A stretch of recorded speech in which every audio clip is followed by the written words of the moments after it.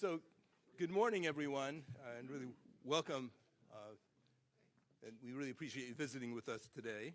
So my name is Gene Block, and I'm the Chancellor at UCLA. And it's my pleasure to open today's event.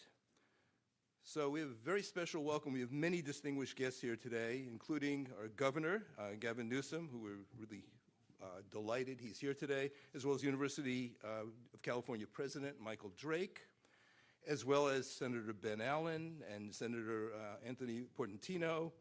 I believe we have County Chair Lindsay Horvath is with us today, Council Member Katie Yaroslavsky, and Regents Chair Lieb, Regent Perez, and Regent Sherman. So thank you for all being here and all the other distinguished guests that are with us today.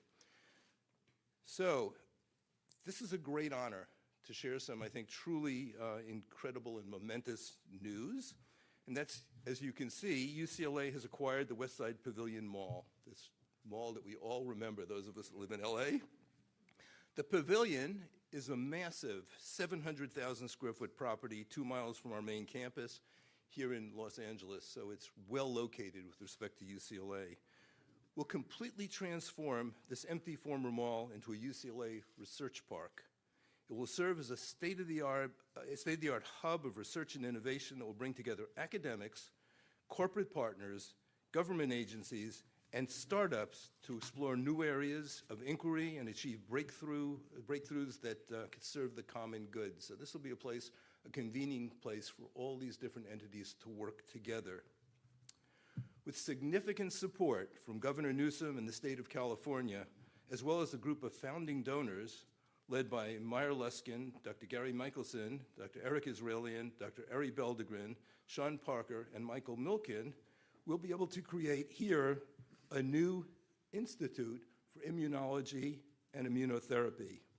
This will be the home of the California Institute for Immunology and Immunotherapy, or CIII, will be located here. The Institute will put Los Angeles and California at the forefront of these emerging fields, which are reshaping medicine and helping us better fight cancer and other range of diseases. We've all recognized going through a pandemic how important immunology is.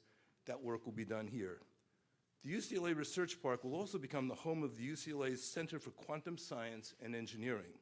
The center brings together scholars and industry partners to advance one of the most important breakthrough technologies in recent years. The development of the research park will have a monumental impact on UCLA and our city, California, and the world. For UCLA, it will enable our remarkable university to grow, flourish, and continue to serve the public good in our second century. For Los Angeles, it will mean the rebirth of a once bustling mall, as I said, that many of us remember, bustling, and will solidify our city's position as the epicenter for scientific achievements. For California and the world, it will mean new advances that will greatly improve human health and better our global society. We're deeply thankful to the Governor and the California legislature for supporting the UCLA Research Park and for continuing to put our state, as well as our state universities, at the forefront of global innovation. Now, to speak more about the fields of immunology and immunotherapy, I'd like to introduce UCLA Professor of Microbiology, Immunology, and Molecular Genetics, Owen Whitty. Thank you.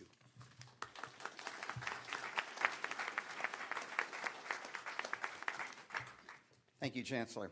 Before I begin my brief remarks, I'd like to acknowledge some very important people that are here today in the audience who, as the Institute develops, will have a key role in the hiring, bringing in new faculty to help re-energize this tremendous field. So first, Tracy Johnson, who's the Dean of Life Sciences. Over there, give a wave, thank you. Life Sciences is the largest division in the College of Letters and Sciences here at UCLA. And Steve Dubonnet, who's the Dean of the David Geffen School of Medicine, over there. So I have over 50 years of research experience in the field of immunology, and particularly its application to the treatment of cancer and autoimmune diseases.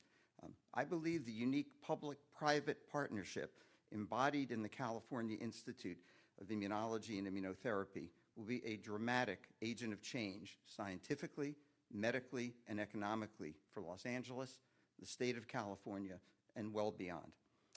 A deeper understanding of the science of immunology can transform biomedical sciences. I cannot think of a single disorder that wouldn't be better treated if we had a greater insight into the immune system. Diseases as distinct as diabetes, inflammatory bowel disease, neurodegenerative disorders, atherosclerosis, and many more have immune dysregulation as a part of their pathology. We've had some dramatic successes using monoclonal antibodies and cellular therapies for diseases like cancer, food allergies, organ transplantation, and autoimmune disorders. Each of these was dependent on a fundamental understanding of the immune system and its components and how to exploit them for therapeutic benefit. In 2020, when the world watched the exponential growth of a truly existential threat, the COVID-19 pandemic, immunology in the form of mRNA vaccines literally saved the world. We all became familiar with the fundamentals of immunology: viral spike protein antigens, neutralizing antibody responses, herd immunity. We all became immunologists in part. The understanding of biological systems is like solving a complex jigsaw puzzle. Most of the time we have a few pieces in place, can't yet see where the remaining pieces should be placed. The Institute will bring together teams of physicians, scientists, researchers, and trainees using the most advanced technologies to collaboratively focus their efforts to solve such puzzles and translate this knowledge to treat disease. These advances result in key intellectual property, new biotech companies that can be incubated on site, a critical feature, and eventually great benefit to patients worldwide.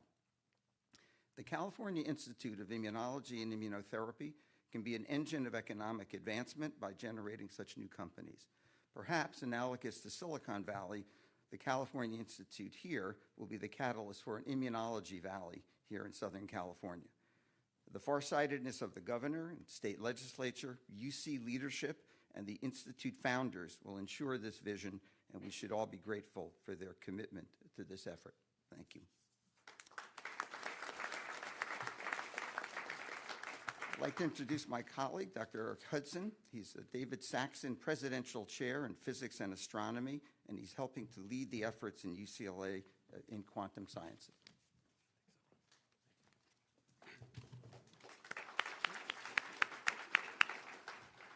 Today is a very special day for us at UCLA. The building we're in will soon house the UCLA's Quantum Innovation Hub that my colleagues and I have been working on for 4 years. We're very thankful to a number of people for their vision and commitment to science and engineering and driving innovation that will provide economic growth and security for California and the nation.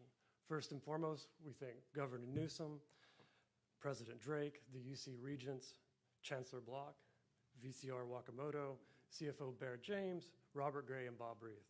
I'd also like to especially acknowledge Senior Dean of the college, Miguel Garcia Garibay, who,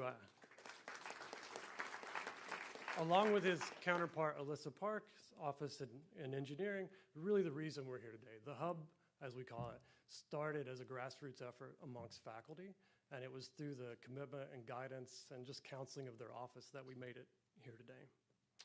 We're also happy to recognize and welcome Parney Albright, CEO of HRL, who will be our first industry partner in the hub, and recognize the generous support of Boeing and the National Science Foundation's Quantum Leap Challenge program. I'm also personally thankful to my colleagues, Professor Jason Petta, Mark Geyer, the director of our center, Richard Ross, the director of education, and Brock Bussell, the chair of our strategic board. The hub is a new public-private partnership between UCLA and California companies designed to accelerate the development of quantum technology. With quantum technology, we can perform better measurements, quicker measurements, we can provide completely secure communication, we can break the encryption that we use for our communications today completely, and we can build computers that can help solve big problems, reaching from climate change to energy scarcity, drug and material design, and hopefully even understanding the chemical binding that drives immunology. Delivered at scale, quantum technology will not just change science and technology, but it's going to touch all aspects of our lives. It will revolutionize society. These fruits, though, are not easily won. It's a challenging technology and requires new, non-traditional approaches. The hub will meet this challenge by creating an environment where UCLA researchers will work under the same roof with industry scientists, from established industry leaders like HRL, as well as smaller and innovative startups. Only by working together can we deliver the promise of quantum technology and position California companies at the forefront of this endeavor that's going to shape the next 100 years.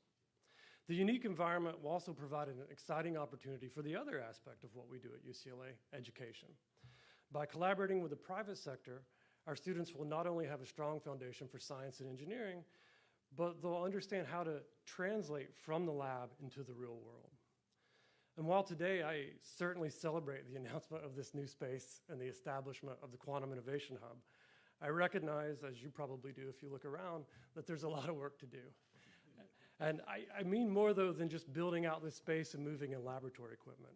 The work requires building partnerships, furthering partnerships with government, industry, public and private philanthropy, and this wonderful city where we live. So as I close, I want to personally invite all of you to join us in this endeavor as partners. Together, we can use the Quantum Innovation Hub to make Los Angeles the center of quantum industry. Thank you.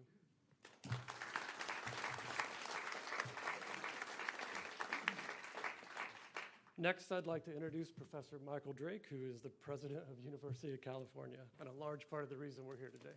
Sir. Thanks very much. Appreciate it. Well, good to see everyone, and go Bruins. You know, go Bruins indeed, but go Bruins, go University of California, go California, go humanity, and really go world. The discoveries and the innovations that will take place here will change the world, and really a privilege to be a part of this ceremony this morning. I'm honored to be here on behalf of the University of California to mark such a momentous occasion. The purchase of the West Side Pavilion exemplifies a remarkable collaboration between the university, the state of California, and partners in the private sector. We're tremendously grateful to Governor Newsom and the state legislature for their leadership and their commitment to ensuring that the University of California continues to thrive and to serve our state.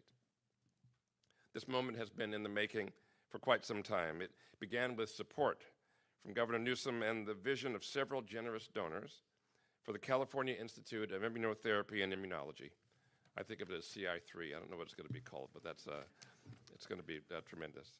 You know, the COVID-19 pandemic made it crystal clear that we need a much better understanding of the field of immunology, and launching this institute, which will be managed under UCLA Health, the UCLA Health umbrella, will position UCLA at the forefront of immunology research and improve health outcomes for people across the state and around the world.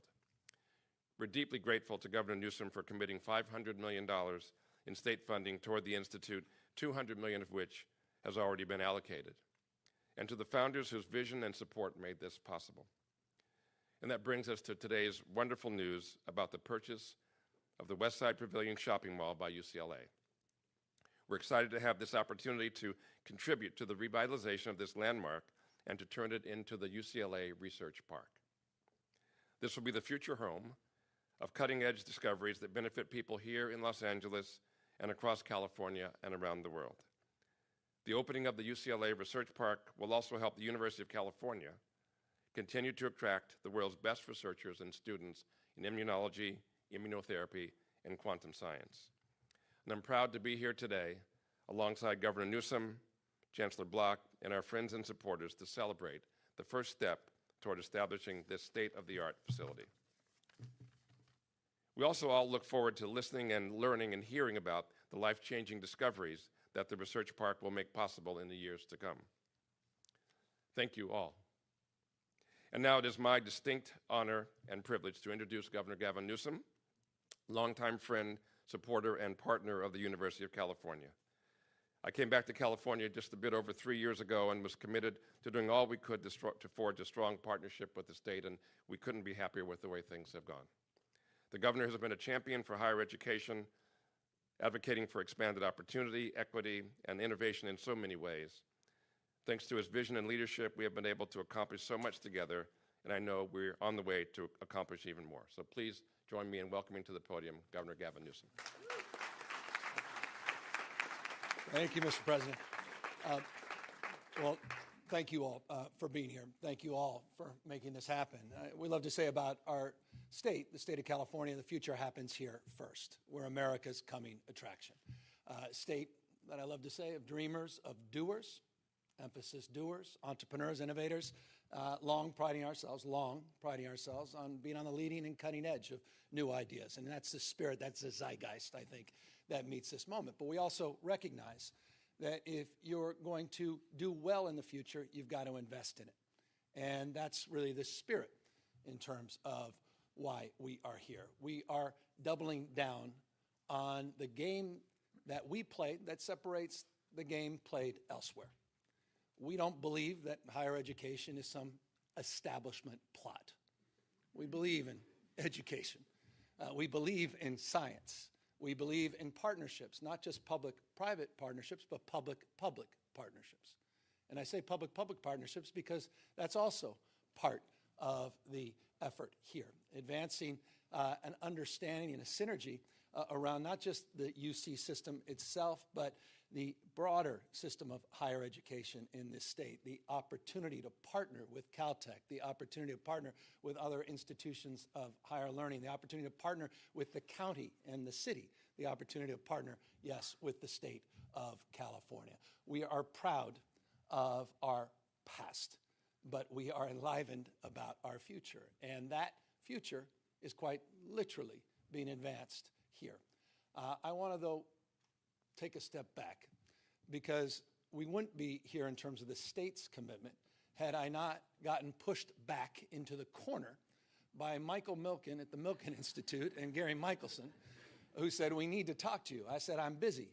I've got a panel coming up. They said, we'll move the panel. We need to talk to you about this opportunity. And they seeded this consciousness around the opportunity to do something big, bold, to do something great, and to take advantage of this moment at a time when, frankly, there was a little bit of anxiety, uncertainty about the moment we were in the state of California, to be fully transparent with you. This was in the middle of COVID, and people were talking about the best days not necessarily being in front of us, but being behind us, and that we needed, in the spirit of stepping up, we needed to step up that game, and we needed to assert ourselves more forcefully. We had the privilege and opportunity of doing that because you may recall, and thank you, many of you, particularly that second row here, of enjoying back-to-back budget surpluses. $177.7 billion. It seems like an eternity ago. It was just a few years ago. And that afforded the opportunity to take that vision, to take that conversation and to make it real, to work with legislative leaders who immediately embraced it, that understood the power and potency of advancing this partnership, and doing so down here in Southern California. And the importance, frankly, the imperative of doing it here in partnership with UCLA. There was a lot of conversation about that. Where does this belong as it relates to immunology work, and who is the best partner? But it was essential, based upon the philanthropic frame, that Southern California be the beneficiary. And it makes perfect sense. I come from the Bay Area. I've seen the birthplace of life science, biotech, Genentech, 79, Stanford, Berkeley. All happened there, right there, and now dominantly in South San Francisco and the Silicon Valley and Bay Area region.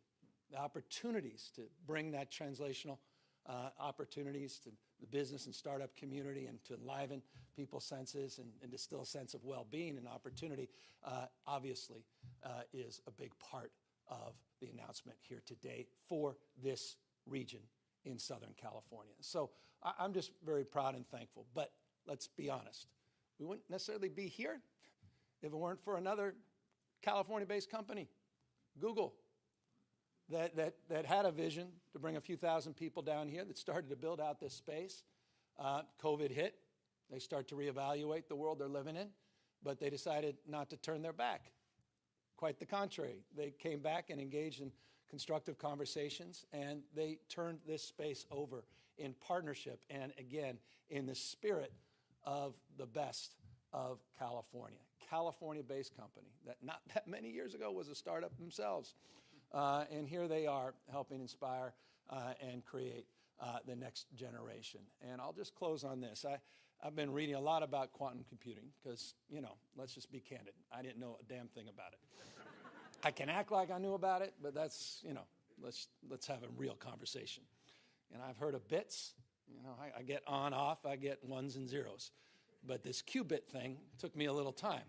But I just want to thank one additional, and that's whoever the producer was at 60 Minutes, because they helped me along that journey of understanding and capacity building, and I'm all in now. I think this is the damn best thing that's ever happened, and I love that we dominate in this space. We have no peers. It's like artificial intelligence. There are no peers. It is California that owns this space, and so I'm excited about that. And again, it gives me confidence moving forward about the state of this state, the state of our nation, a state of dreamers, and again, doers. And so I thank you all for all of your hard work. I look forward to 40 months, if you're curious, ish. I think you added the ish at the end. When this is complete and built out, thousands of folks come here. We build that capacity. We build more partnerships. And we continue to invent the future. Congratulations, everybody, and thank you for being out here today. And with that, Chancellor Block will answer all questions. Hi there, I'm Christiane Cordero with ABC7. Governor, you kind of just answered it. My question's twofold. Is there a target date for ribbon cutting? I think 40 months from now is May 3rd, 2027. I Googled it. Oh, really holding us to account. Am I termed out by that time? I'll say yes, it won't matter. No, 40 months, and then we've got another 24-month period as it relates to bringing in all the talent. And again, this is all about, I feel like I'm the owner of the Dodgers, and because this is all about talent acquisition, right? This is about getting the Ohtanis. This is about bringing the best and the brightest from around the world. This is about attracting the best and the brightest, this hub. And that will happen over a period of time. But the construction itself, 40 months, and then about 64 months to truly have this place operational with the human capital, not just the physical capital done. Is it about an old, once booming mall that provided the vision for an academic hub as opposed to any other option? I think the alternative a lot of people in California may come to is something like affordable housing. Well, I think it was, candidly, with full transparency, Google that made an investment in and they were focused on their quantum space as well. And then it was proximity, 2 miles, right behind you. See the white tower there, UCLA, and that opportunity, and then their own sort of assessment of where they are. UCLA has been one of the leaders in the world as it relates to quantum computing, but they never could have absorbed the entire footprint. And then it was the opportunity on the immunology side of this, the philanthropy that came in, the state of California, and all those things came together, and everybody was on their best behavior and began the conversation, yes, and that's led to this moment. Good afternoon, Michael Zinstein with Cal Matters. This is a money question. So I know the state has contributed $200 million toward this. What is the full cost of this endeavor, and who else is pouring money into it, and how much? Okay, I'll leave that to different component parts. The $200 million the state has committed to this. Google and their contribution, 233-ish. We'll get you the facts on that. And then what UCLA and others and our partners are bringing to, which they can discuss directly or later, and we can provide you that information. Okay, and then maybe you answered this, so sorry for not hearing it. What is going to be the relationship between immunology and quantum? Will the quantum realm, quantum computing, try to solve some of the immunology questions? Discuss qubits a little further. Imagine a coin and you flip it versus a coin you spin. That is actually pretty good. You may want to Google that yourself. At least that's what I just Googled, and that was a great analogy. Now let's talk. You guys could talk a little bit more. I think in the beginning, these are two separate things, but quantum computing will certainly, when delivered at scale, have a lot to say to immunology, because at its core, immunology is about molecular binding, and that's something quantum computers can be really good at calculating. So from my point of view, I hope that someday we can deliver quantum computers that Owen and his team can use for health. I agree with Eric. Okay, and I'm so sorry. Last question. I can learn a thing or two from Quantum is the quantum computer like ready? Can you build one now? My understanding is it doesn't really exist. There's like this thing with like the processors needing to like hum together. How far away are we from all that? So they do exist, and for example, Google has many of them. Right now, they're at scales where they're not really doing anything that you can't do on a classical computer. We're right at the edge. Sometimes you can do things that you can't do on regular computers. In the next couple of years, we're going to see machines that could do things that could never be done on any conceivable classical machine, and that's when the fun's really going to start. That's something UCLA will do here? Yes, that's part of what we'll be doing, yeah. Thank you. And just remember, this is a race with China. This is a race for global dominance in this space. This is about exponentials. It's going to have a huge direct impact on artificial intelligence as well. But the synergies around that intersectionality on medical frames and the sort of medicine and healthcare sector and quantum provides limitless opportunities. And again, that's where I'm most enlivened and excited. Governor Margaret Carrero, KNX, thank you so much for having this. Kind of a point of clarification on the money side. I believe it was mentioned that the state committed $500 million? $200 million to this specific site. So what's it was the other $500 million more broadly. That was approved 2 years ago by the legislature in partnership with UC System to invest in this space, but $200 million specifically For this this site. Okay, thank you. Blake Trolley, KFI. As it pertains to immunology, what are the oversight measures that are going to be taken with the research done? And can you also maybe detail what some of this research is going to look like a little bit more thoroughly? Well, you don't want me taking that question. In terms of oversight for immunology, it will be what the medical needs are, where we need to make advances for treating diseases for which there are currently no treatments or insufficient treatments.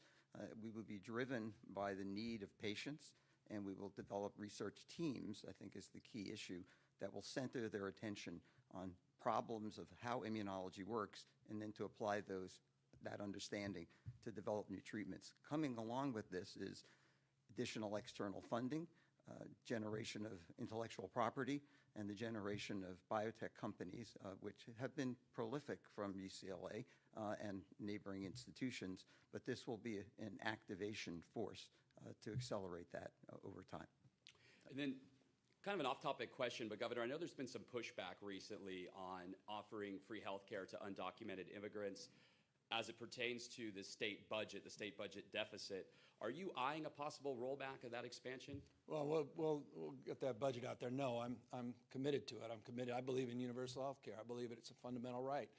I'm proud of the fact the legislature embraced that vision and has been advancing since 2016 when we initiated as one of the first states to advance that effort. So it's well within our capacity to make that investment, and we made that commitment years ago, and we're going to fulfill that commitment. And by the way, one of our commitments as well, we created a new Office of Health Care Affordability, was to drive down the costs of health care. That framework has just been established, and a big part of what this represents is the opportunity to drive down the costs, not just of health care more broadly, but particularly drug costs and breakthroughs as it relates to solving and curing things like cancer and other chronic diseases. And so this is all in line in that spirit and that zeitgeist. Okay. A wider off-topic question. I know that the Assembly Committee on Retail Theft recently We're had going its... way off. Way off. We're actually in an old mall. That's not very far off. That's why I did it, yeah. Yeah, It's the no, mall. well done. Well done. I know the Assembly Committee on Retail Theft recently had its first meeting as you also announced a big uptick in retail theft arrests by the CHP. What do you hope to see out of that committee? Well, I'll leave that to the legislature. I just know what we're seeing. We're seeing real progress in this space. 2.5 years ago, we launched a new retail theft task force. We put hundreds and hundreds of millions of dollars in vertical prosecution grants. We've provided over 1,000 new CHP officers. In fact, we have a new academy class closing, I think, just this week, another 100 folks that will be coming out. We've taken this very seriously. We've been very proactive, not just here in Southern California, but throughout the state of California. And you see from those numbers, those arrests are up. And the prosecutions, we're starting to see more and more prosecutions, not just arrests. We want to see real accountability. We take it very, very seriously. And I'm very grateful to the legislature for 2 years being on top of this, not just on top of a hearing a few weeks ago. More questions from CalMatters. Who will own the IP for any research? And will this go back to UCLA, UC, or will it be shared with other companies? Who owns this? Yeah, well, I mean, truly all of the above.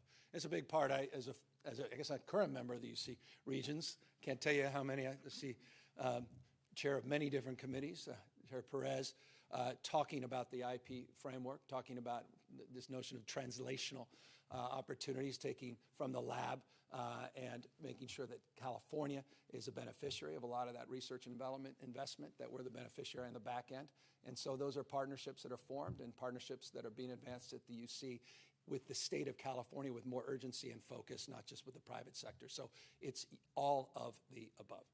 Worked out though? Like, it's worked out on a case-by-case basis. It's on the basis of the partnerships. It's on the basis of the criteria and conditions as it relates to whatever is agreed and the partnerships that are advanced, some time-limited, some open-ended, and all of that is all subject to negotiation.